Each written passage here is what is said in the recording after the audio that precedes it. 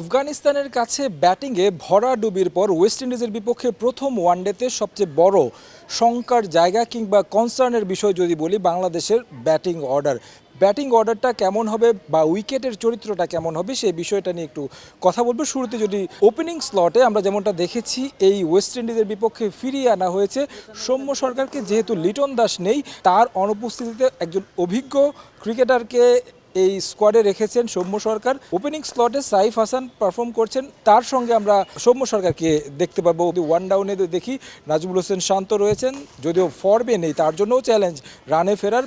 তারপরের অর্ডারগুলো যদি একটু তাকাই, একেবারে খুব বেশি চেঞ্জের কোনো জায়গা নেই।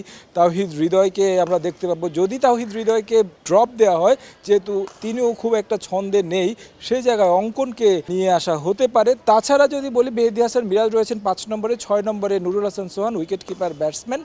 যতটুকু মনে হচ্ছে জাকিরকে এই ব্যাচটাতে ড্রপ দেওয়া হবে। 7 নম্বর ব্যাটসম্যানের কথা যদি বলি সেক্ষেত্রে শামীম হোসেন পাটোয়ারিকে আমরা হয়তো বা দেখতে পারি। তবে যতটুকু সম্ভাবনা সেক্ষেত্রে সবচেয়ে বেশি মনে হচ্ছে যে 2 স্পিনার 3 পেসার নিয়ে বাংলাদেশ মাঠে নামতে পারে এই ম্যাচে, কারণ মিরপুরের উইকেটের চরিত্র তো আমরা জানি যে স্পিন সহায়ক। সেক্ষেত্রে রিশাদ রয়েছেন রিস্ট স্পিনার, পাশাপাশি তানবীর ভালো ছন্দে আছেন, আফগানিস্তানের বিপক্ষে ভালো বোলিং করেছেন।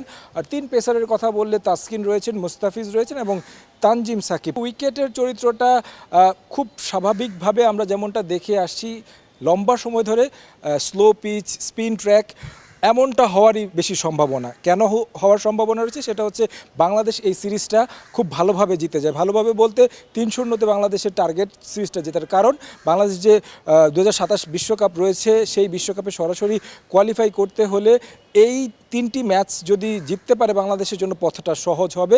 এবং সেই কারণে বাংলাদেশের শক্তির জায়গা স্পিনকে কেন্দ্র করেই কিন্তু তারা আসলে একাদশটা সাজাবে। টিম ম্যানেজমেন্ট অবশ্যই চাইবে তাদের সেরা একাদশ নিয়ে মাঠে নামতে, তবে সবচেয়ে গুরু দায়িত্বটা থাকবে ক্রিকেটারদের। তাদেরকে পারফর্ম করতে হবে কন্ডিশনের সঙ্গে মানিয়ে নিয়ে। চেনা কন্ডিশনে নিঃসন্দেহে ক্রিকেটাররা তাদের সর্বোচ্চটা দিয়ে জয়ের জন্য লড়বে। তারেক হাসান শিমুল, সময় সংবাদ, ঢাকা।